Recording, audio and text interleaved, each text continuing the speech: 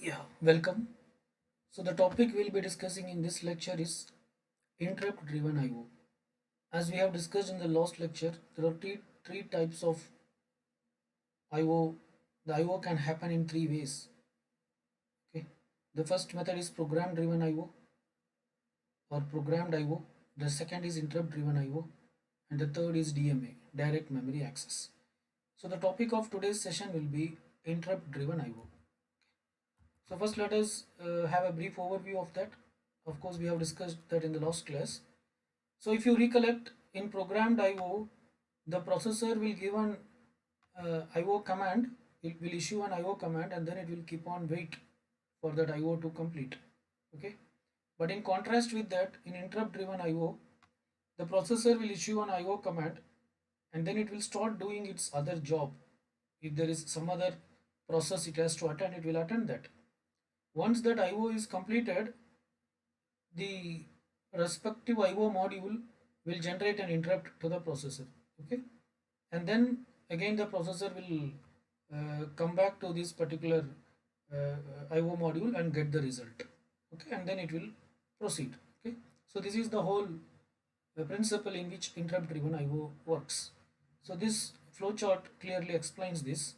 Here you can see the CPU is issuing a read command. Say any command, it can be either read or write. Let us assume CPU is issuing a read command to the IO module. So the command is given by whom? CPU. To whom? To the IO module, right? But after giving the command, CPU is not waiting. It is started to do something else. It is started to do something else. Okay, and there is no connection between this. You see here, if you see, there is a connection because immediately after that CPU is keep on checking whether the IO is completed or not. But in interrupt driven IO, that is not the case. The CPU issues the command and then it is started doing its other job. Okay, then after a period of time the IO will complete, right? The moment IO got completed, IO will give an signal. There is some signal sent to CPU from IO. IO is sending something to CPU. What signal it is sending? It is sending an interrupt. IO is creating an interrupt. The IO module, the respective IO module is interrupting the CPU. Okay. After receiving that interrupt, what CPU will do? CPU will stop whatever the act it is doing. Okay, and then it will read the status of the IO module.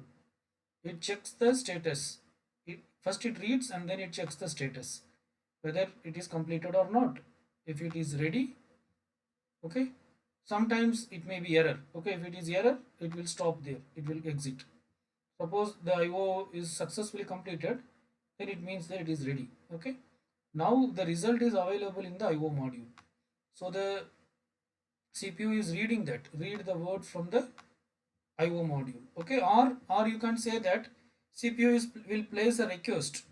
CPU got the interrupt stating that IO is completed. Okay, and then CPU will place a, and then it, and the IO module, I mean the CPU checks whether the status is ready or not. It's ready. Okay, now the CPU may place a request. Okay, IO is completed, give me the data. Like that it may ask, because the command is issue, the command is read command, right? Okay, so now the data which is available in the data register of the IO module, data where it is available, it is in the way it is available in the data register of the IO module. Now this IO module may take the data and keep it in the data bus. So this is the data bus. IO module may take the data and keep it in the data bus. Okay, this data may come into the data bus. Okay, right?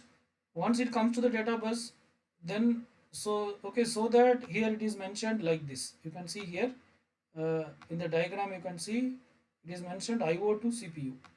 It means whatever the data that was read, that is transferred to the CPU through the data bus. Okay, after reaching to the CPU, what CPU will do? CPU will write that to the memory location. Okay, then the processor checks, we want to do only one read operation, is that completed or not? If it is completed, then it will go to the next instruction. Okay, if it want to read something else, say it want to read continuously 4 blocks, now it has read only one block. then remaining three blocks are there. So in that case the read is not fully completed. So in that case it will be no. In that case it will go back and issue the read command to read from the next block. Okay, I think this is clear. So this is how interrupt driven IO works. That is, it will issue a command and then it will start doing something else, and once that IO operation is completed, the IO device will interrupt the CPU. The CPU will come back and check the status. If it is ready, if the data is ready, then the CPU will request the IO device to give back the data, and the IO device will place the data in the data bus. Through data bus, the data will reach the CPU. CPU will finally store that to memory. Okay. If the read is fully completed, move on to the next instruction. Otherwise, read the next byte or next word or next block, whatever it may be. Right. So this is the concept of interrupt driven IO. Fine. So why we are going for interrupt driven IO? Because there is a problem with programmed IO. What is the problem? The processor has to wait for a long time until the IO is completed. Okay, that is the problem. Because of this, we are going for an alternative approach, and that is interrupt driven IO. Okay, here the processor will just issue an IO command and it need not wait. It can start doing some other useful work. Okay, right. Once the IO operation is completed, the IO module will interrupt the processor to to inform that the data is ready. So whenever and then the processor will request to share the data. Okay, right, and then the data will be shared to the processor through the data bus, and now uh, the processor can now finally write the data to the main memory. After writing the data to the main memory, then it will resume its former processing. What does it mean? What does it mean? See, we actually you should have very much clarity. Assume that resume the former processing means before the interrupt, CPU is doing something else, right? So after reading the data and writing to the memory, it will continue to do that particular process uh, which it was doing before the interrupt. Okay, that is called as formal processing. Okay, fine. So to have a better clarity, let us assume like this. Say initially CPU is executing a process P1. Okay, so it is executing for some time, right? But at one particular time, say the process P1 is want to perform an IO operation. P1 want to perform an IO operation. Okay. Now the CPU, what it will do, it will issue an IO command. It will issue an IO command, but it is not going to wait for the IO to complete. It is not going to wait for the IO to complete. IO may take a much time. Okay. So after issuing the IO command, this process P1 will be kept in waiting state. Okay. This process P1 will be kept in waiting state. Okay, or you can call it as IO wait state. Until IO is completed, this process cannot proceed further. So it will be moved to the what you call waiting queue. Waiting queue. Okay. In operating system, you can recollect. It will be moved to the waiting queue. Okay. So after issuing the IO command, this process P1 will move to the waiting state, and CPU will start executing process 2. So now CPU is executing process 2. Okay. Right. Say it is executing process 2 for certain amount of time. But meanwhile, if the IO is completed, if the IO operation for P1 is completed, then CPU will receive an interrupt. CPU will receive an interrupt from the IO module that previously whatever the IO you requested, it is completed. Okay. Now what CPU will do? Now CPU will keep P2 in waiting state. Now it will keep P2 in waiting state. Okay. And it will move P1 to ready state. Okay. If it is in ready state, then obviously it will come to running state also after some times. Okay. So let us assume that now P1 will come to running state. That is, now the CPU will start executing P1. Okay, because the data is available. Okay. So the CPU know that the data is available. So it will request the IO module to share the data. Now the IO module will place the data in the data bus. CPU will get the data and it will write to the memory location. Okay. Right. Now say that after some times this job P1 is totally completed. It is finished. So if P1 is finished executing, if if it is waiting for that only for that memory IO operation to complete, then after that its job is done, it is finished. Okay, now once again P2 is pending, right? So once again what CPU will do, CPU will move this P2 from waiting state to ready state or running state, and now CPU will start executing P2. Okay, so this is what is mean here. The processor executes the data transfer, that is after performing the data transfer from IO device to memory, and resumes its further processing, former processing. After that it will continue to execute the previous job whatever it is executing, right? Okay, so this is the whole scenario this which is happening with interrupt driven IO. Okay, fine.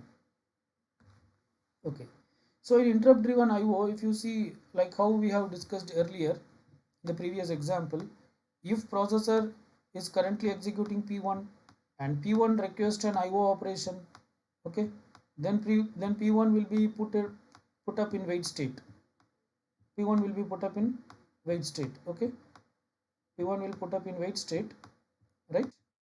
Then again what will happen? P2 processor will start executing P2, but after executing P2 for some amount of time, say the processor is receiving an interrupt stating that IO is completed. Now what the processor should do? Now the processor should put P2 in waiting state and it should load P1. Okay, but whenever the processor keeps something in waiting state, it is not just a matter of keeping in waiting state. All the status information about the process should be stored. Where it should be stored? It should be stored in the stack. Okay, so before putting P1 in wait state or P2 in wait state, all its status information should be stored. So the status information includes what? The status information include something called as PSW, program status word, which contains the full information about that particular, or process status word, which contains the full information about that particular process. Like we, does it has opened any file or any IO device it is also, it is accessing. Full details about that particular process will be available in PSW. So this should be pushed into the stack. And the content of PC, because till now you are executing P2, so PC will contain the next instruction of P2, that should be executed. So that should be pushed into the stack. Okay, because after sometimes again you will resume P2. Resume means you will start executing P2. Then it should start from where? It should start from the instruction.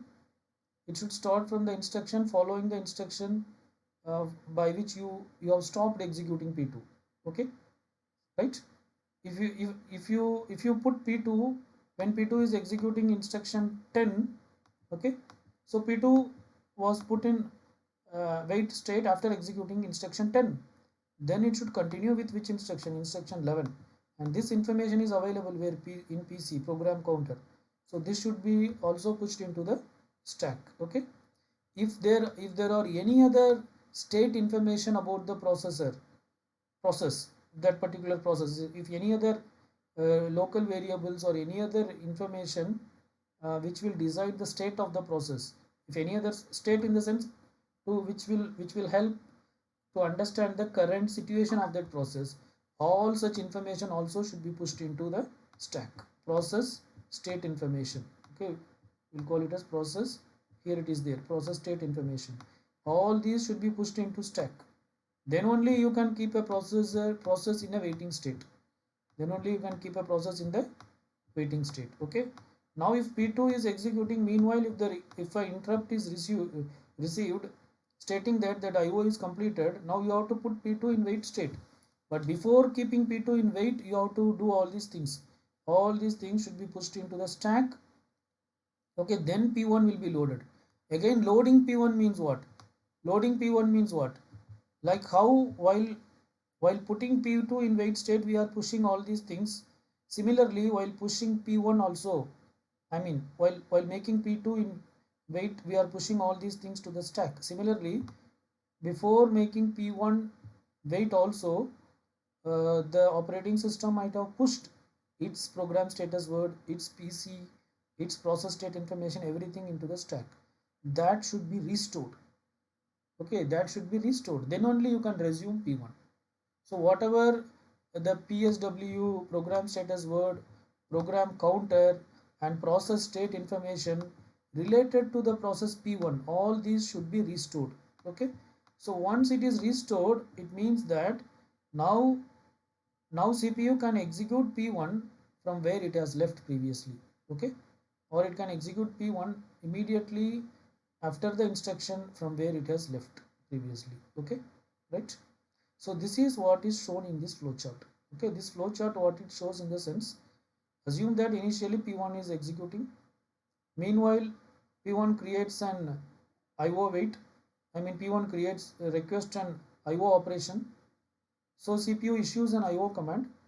But after issuing the IO command, CPU want to move to some other process P2. In that case, P1 should be in wait state. So to keep P1 in wait, all the information about P1 are pushed into stack, like program status word, PC and process state information, everything were pushed into stack. Okay, and process start executing P2. But after executing P2 for some times there is an interrupt which says that the IO operation for the process P1 is completed. Now CPU should go back there, but it cannot go back just like that. It should put P2 in wait state. Before that, it should push the PSW, PC and process state information corresponding to P2 into stack. Okay. So then P2 will get into wait state. Now it should start executing P1. Now the processor should start executing P1. For that it has to load.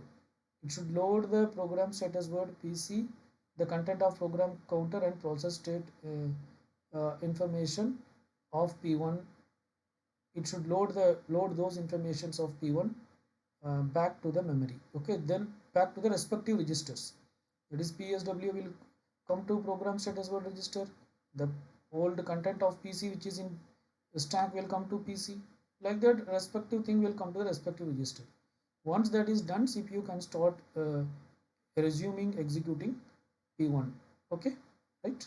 So that is what shown in this diagram. Okay, so this diagram, what it shown in the sense, after the interrupt, initially P1 is executing and there is a it is requesting an IO operation. It is requesting an IO operation.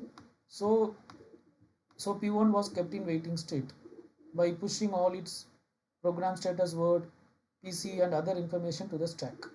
And CPU started executing P2, but meanwhile it is receiving an interrupt. Okay. So once this interrupt is received, what is happening? That's what this flowchart shows. Simple interrupt processing. Okay. So who is creating that interrupt? IO module is creating the interrupt. That is, IO module can also be called as IO controller or device controller. Okay. So device controller or other system hardware issues an interrupt. Okay. So let us assume it processor receives an interrupt when it is executing P2. So then what the processor will do? Processor will finish executing the current instruction. So when the interrupt is received, assume that processor is executing instruction 10. So instruction 10, it is in the partial execution. Okay. So it cannot stop that. So it will finish executing that particular instruction. Okay. Processor will finish executing the instruction 10. After executing the instruction 10, what it will do? Processor signals an acknowledgement of interrupt. It will send the acknowledgement to the IO module stating that, okay, I have received your interrupt. I understood that IO is completed. Like that, it will send an acknowledgement. Okay. After that, what it is doing? Processor pushes PSW and PC onto control stack. There is something called as control stack. To that, whose PSW and PC? P2's PSW and PC will be pushed into the control stack. Okay, right? And processor loads the new PC value based on the interrupt. Okay, so now whatever the there is an interrupt, right? So whenever there is an interrupt, the respective interrupt service routine should be executed, right? So processor will load the address of that interrupt service routine, okay, into the PC, and it will execute the interrupt, right? After that, processor will also push the remainder of the process state information. if there is any other state information related to P2, that will also be pushed into the stack. Okay, so once all these things were done, now P2 is interrupted. Here interrupted in the sense process interrupt. It means P2 is stopped. Okay, it means it is in the hold stage. Okay, it is stopped because currently P2 is executing, so that is interrupted. Okay, right. Now the CPU should start executing P1. For that it should restore the process state information. Okay, so originally it was executing P1 when the IO was raised, so it will restore that particular process state information, and also it will restore the old PSW and PC of P1, right? So these are the sequence of steps happen when there is an interrupt occurs after completing the IO operation. Okay, fine. So this flow chart again, it shows the same thing. uh, uh, it's not the flow chart. It shows the memory, the changes that is happening in the memory after this interrupt. That is when an IO is completed, there will be an interrupt, right? So when that interrupt happens, what are the changes in the memory that is happening? That is what this particular diagram shows. Okay, so what it shows in the sense, assume that currently some particular process is executing. We don't know which process. Okay, say, but this is not the one which created the interrupt. Okay, there's something else which created the interrupt. Okay, so currently CPU is executing this instruction, nth instruction. So what will be in the program counter? Program counter will always hold the address of the next instruction. So you can see here program counter is here, n plus 1 is in program counter. Yeah, this is the next instruction supposed to be executed. Okay, but what is happening while executing instruction n, CPU is receiving an interrupt. This diagram is based on that. Okay, while executing instruction n, CPU is receiving an interrupt. So what CPU should do? It should complete executing the instruction n. Okay, processor finishes execution of the current instruction. Okay, because in middle of instruction 10, instruction n, it is getting an interrupt, so it will finish executing interrupt n. Okay, sorry, instruction n, it will finish executing instruction n, right? Then what it should do, it should store PSW to stack and PC to stack. Okay, so PSW and all the content of the registers. So one of the register here is PSW, program status word. It's a special purpose register, it's not a general purpose register, but inside the processor. So this is the processor, right? So processor also contains PSW.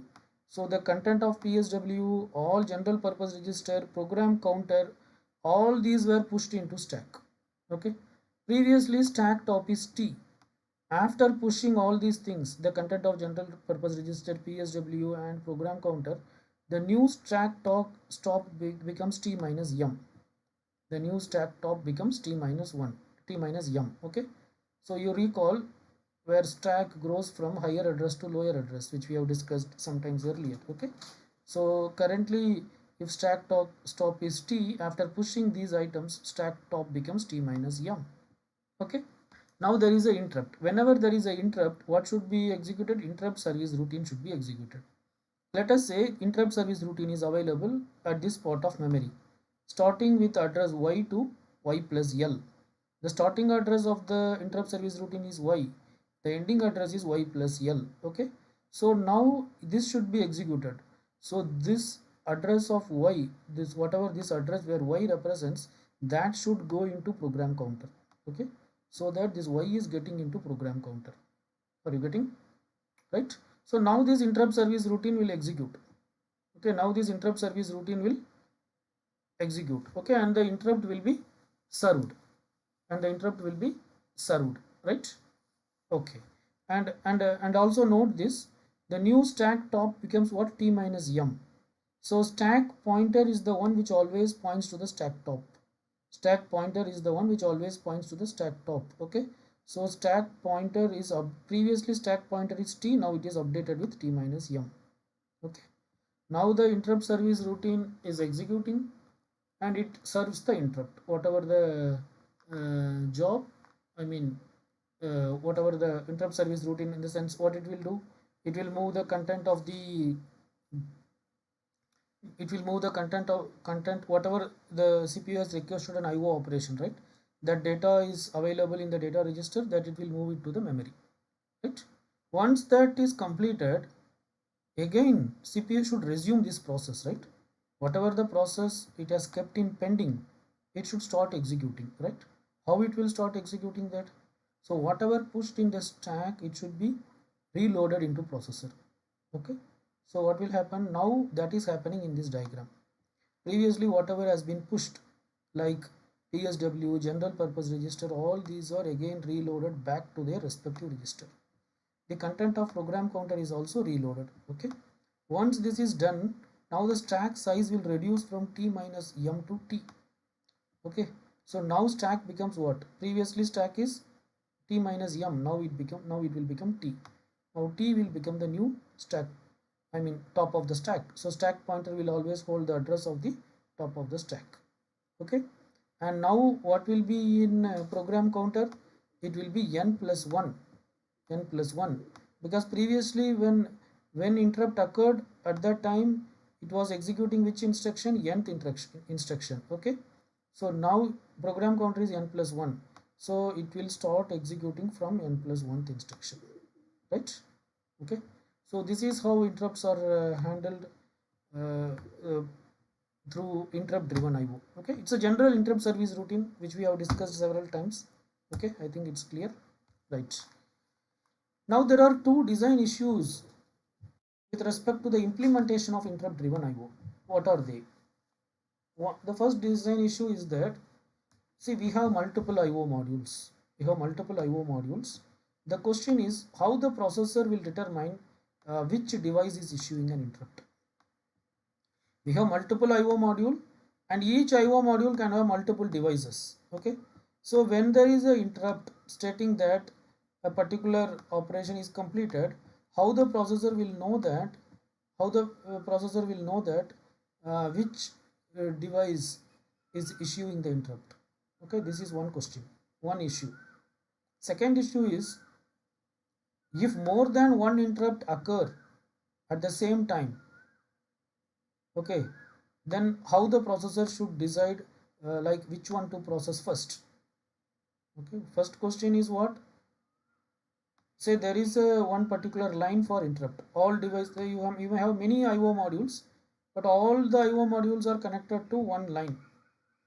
Okay, whenever there is an what you call, whenever an IO operation is completed, they will just enable this particular line. They will just enable this particular bus, IO completed, like that. Okay, now CPU is in the other end. Okay, CPU is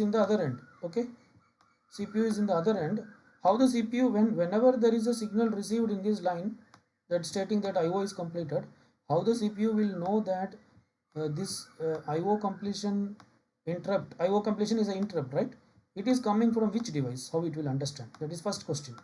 Second question is, say that at a point of time, two IO devices, say device 1 and device 2, both these devices are completing an IO operation at the same time, and they are enabling this line at the same time, IO complete at the same time. Okay, same time in the sense with a little difference. Okay, say this one is sending first, and immediately this one is also sending. Now in what order the CPU should process? These are the two design issues and how to handle that. Okay, so there are several ways to handle that. There are basically four ways or to handle that. Each one of them have their own advantage and disadvantage. The first method says that provide multiple interrupt lines, which means that don't use only one interrupt line. So previously we have said that all the IO module will share one common interrupt line, but the first method says that use multiple interrupt line. That is if the CPU is this, and these are the IO module, then each of the IO module will be connected with the CPU with a separate interrupt line.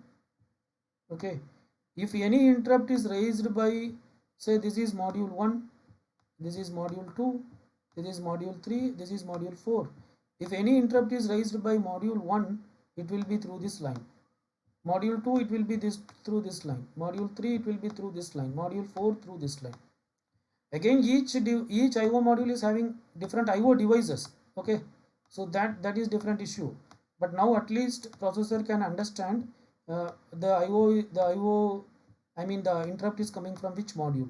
Okay, after that it is up to the module to identify which device is creating interrupt. It will have some method for that. Okay, so then it can identify which device has created interrupt, and processor can access that, I mean that particular module, and identify which device has created interrupt.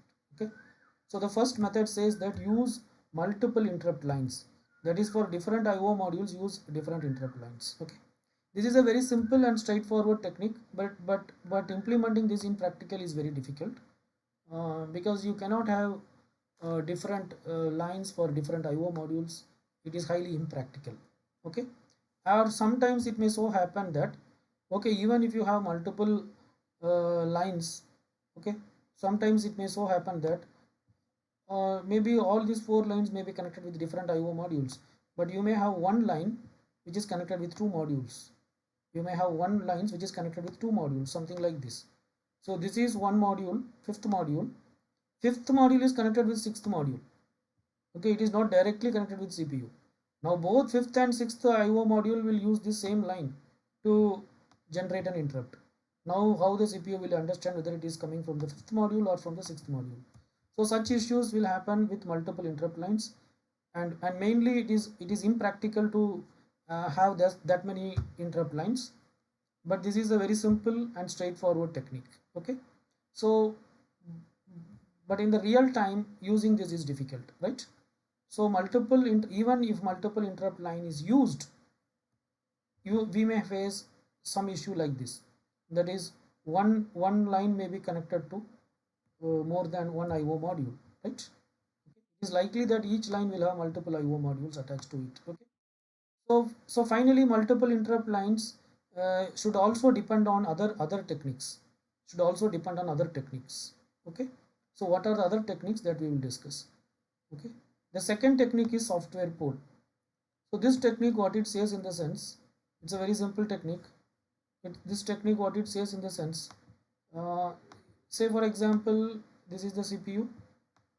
Okay, we have a common interrupt line for all IO modules. Any IO module should use this line only. Say you have many IO modules, say IO module 1, 2, 3, 4, 5, up to 10 or 20, whatever it may be. And each IO module contain multiple IO devices. All these are there. Okay, right? So all these I mean all IO modules are connected through one interrupt line. Okay, right? Now if when there is any interrupt is enabled, when an interrupt is created, CPU will only understand that some IO is completed, but which IO completed CPU does not know. So software polling technique, what it says in the sense, CPU should check, like one by one device, one by one IO module, whether this has created an interrupt. Like that it should check. Okay, then if it is not, then it should check the other device whether this has created the interrupt. Yes or no? No. Whether this has created the interrupt? No. Whether this has created the interrupt? No.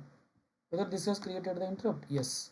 Again, which device has created the interrupt? That IO module will identify, and it will specify, inform to the CPU through the status register. Okay, through the status register, CPU can understand which IO device of this module has created the interrupt. Okay, right? So this technique is called a software poll. This is actually, it's a very time consuming technique. When processor detects an interrupt, it branches to an interrupt service routine. Okay, it executes an interrupt service routine. The job of that interrupt service routine is to poll each IO module. Poll means check. To check each IO module to determine which module caused the interrupt. But it's a very time consuming technique. Okay. See, for example, in multiple interrupt lines, you have different interrupt lines for different IO module. Okay, but for one of the IO module, you are using one interrupt line is shared between 2 modules. In that case, for example, if CPU gets an interrupt from this particular line, how it will identify whether it is from IO module 1 or 2? Again, here also it should use polling. Okay, CPU will call an interrupt service routine. That interrupt service routine will check whether the interrupt was raised by this device or that device. Okay, so that we have discussed while discussing multiple interrupt lines that you cannot implement multiple interrupt line technique as a standalone technique. It should be combined with any one of the other techniques. Okay, right. So that is what about second technique, which is software poll. The problem with this technique is it is time consuming. The third technique is daisy chain or hardware poll. It is also called as vectored interrupt. It is also called as vectored interrupt. Okay, so what is that? See, daisy chain means one device connected to other device. That concept is called as daisy chain. Like that, it may go for any level. Like that, it may go for any level. Here, what we'll have in the sense, there will be one interrupt line. CPU will be connected with one of the IO module through one interrupt line. Okay, through one interrupt line. Say this is IO module 1. This is IO module 1. CPU is connected through to, sorry, say this is CPU. Okay, CPU is connected with one of the IO module, say module 1. I'll call it as module 1. I'm not writing IO. It's actually IO module. Say we'll call it as module 1.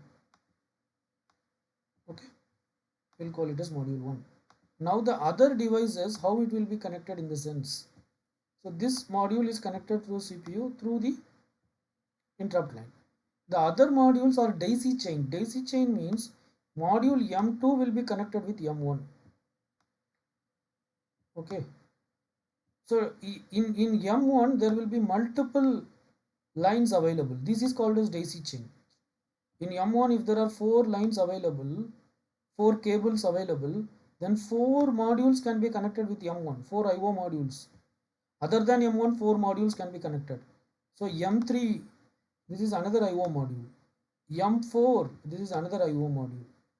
Okay, but all these are in turn connected with M1. Okay, this chain may go for any length. There is no restriction on that. It depends. Okay, but all these are what IO module. IO module 1 is connected directly, but IO module 2, 3, 4 and 5, all these are daisy chained. This concept is called as daisy chain. Here daisy chain is there, no? This is called as daisy chain. Okay, if this daisy chain kind of setup is there, then what will happen in the sense, assume that one of the device is creating an interrupt. Okay, assume that device 3 is creating an interrupt. Okay, so it is creating an interrupt through this line. CPU knows that some device has created the interrupt, but which device has created the interrupt, what is the address of that device, all these things CPU does not know. Okay, now what CPU will do, CPU will the CPU will send an acknowledgement signal. The CPU will send an interrupt acknowledgement signal back as a reply. It will send an interrupt acknowledgement signal. Okay, this acknowledgement will reach all devices in the correct order. I mean, first the acknowledgement will go to M1. So M1 will check. If M1 has created the interrupt, then M1 will keep its address in this bus. There will be a bus also here. You can say there is a data bus here. So in the data bus, M1 will keep its address, which means that I have only created the interrupt. But actually now M1 has not created the interrupt, so M1 will not do anything. Then that acknowledgement will go to M2, because in the order first M1 is there, so the acknowledgement will first it will be received by M1. Okay, then it goes to M2. Now if M2 is the one which created the interrupt, it will keep its address in the data bus. The M2 has not created the interrupt. Now it goes to M3. If M3 is the one which created the interrupt, it will keep its address in the data bus. Yes, M3 is the one which created the interrupt. Let us assume the address of M3 is 003. Now that 003 will reach the CPU. Now CPU will understand that this is the device which created the interrupt. Okay, and it will call the appropriate interrupt service routine. That's it. Okay, but say if more than one device is creating an interrupt. Okay, say M3 and M5 is creating the interrupt at the same time. Now also an interrupt signal is received in the CPU. Okay, again CPU will send what? Acknowledgement it will send. M1 will not reply, M2 will not reply, M3 will reply. M3 will send its address 003. M4 will not reply. After some time, M5 will also send its address 005. But there will be some gap between M3 and M5. Okay. So CPU will understand that two interrupts were created. That is, two IO modules has completed some IO operation. Okay. So first CPU will call the interrupt service routine corresponding to 003. I mean corresponding to M3 IO module 3. Next it will call the interrupt service routine corresponding to IO module 5. Okay, right? So this technique is called as daisy chain or hardware pole or vectored interrupt. Okay, why we are calling as vector means this it is keeping this its address in the data bus. So that address, as it is, instead of calling it as address, instead of keeping an address, it can also keep a vector. A vector is a unique number to identify that device. A vector is a unique number to identify that device. Okay, so it is otherwise called as vectored interrupt. Okay, right? So the interrupt acknowledgement line is a daisy chained through the modules, right? Vector, that is address of the IO modules or some other unique identifier, will be passed by the IO module back to the CPU. The processor uses the vector as a pointer to the appropriate device service routine. Based on this address or the vector, so this can be called as either address or vector. Based on that, CPU will call the appropriate ISP. Okay, avoiding the need to execute a general interrupt service routine first. Okay, you need not execute any general interrupt service routine. In software pole only you will execute a general interrupt service routine, which will check all IO devices one by one who has created the interrupt, like that. Okay, but here it's a hardware signal. This acknowledgement goes to everybody. Whoever created the interrupt alone, they alone will be responding, right? So this is what daisy chain technique is about. The third technique is bus arbitration. Bus arbitration, this is actually, it's a very simple technique. What it says in the sense, uh, CPU is here. Okay, CPU is connected to different IO module through a common bus. Through this bus only they have to send the what do you call, interrupt signal. Okay, so there are many IO modules, IO module 1 2 3 4 5 6, all these things are there. Okay, right, there are multiple IO modules. Okay, fine. And to the each IO module we have multiple IO devices. Okay, now say that one of the IO device has one of the IO module has created an uh, interrupt. Okay, which means that it's one of the IO device has completed the IO operation, so it is informing to the CPU through an interrupt. But before that it is not, no device can just like that create an interrupt here. In case of bus arbitration methodology, no device can just like that create an interrupt to the CPU. Before creating the interrupt, they should claim the bus. Before creating the interrupt, they should get the bus. Okay, say this is module 1, IO module 1, this is IO module 2, this is IO module 3, this is IO module 4. Say IO module 2 has completed, one of the IO device in IO module 2 has completed some IO operation. So module 2 want to tell to CPU through an interrupt. It want to generate an interrupt to the CPU. But it cannot generate an interrupt just like that. First it should request the bus to the CPU. So that is called as bus arbitration. It should request the bus to the CPU to generate the interrupt. So that is called as bus request. It should request the bus. Okay. Now CPU may provide the bus or it may not provide the bus. That depends on several factors. Maybe priority or so many things. Okay. But let us assume that CPU has given the bus. Then CPU may respond with bus grant. Then CPU request bus. Then CPU may respond with bus grant. It means it has granted the bus to module 2. Okay, now after getting the bus, module 2 can respond. Okay, respond with the interrupt request. Okay, but with this technique what happens, only one device can create the interrupt at one time. Okay, and CPU knows that who is holding the bus. CPU knows that bus is with module 2, so if interrupt is coming from module 2. That's it. Okay, so So the technique says that an IO module must first gain control of the bus before it can raise the interrupt. When the processor detects the interrupt, it responds on the interrupt acknowledgement line. When the processor sees the interrupt, it will obviously send an acknowledgement signal through the same line, and it knows who is that module, which module has created the interrupt. Okay, right?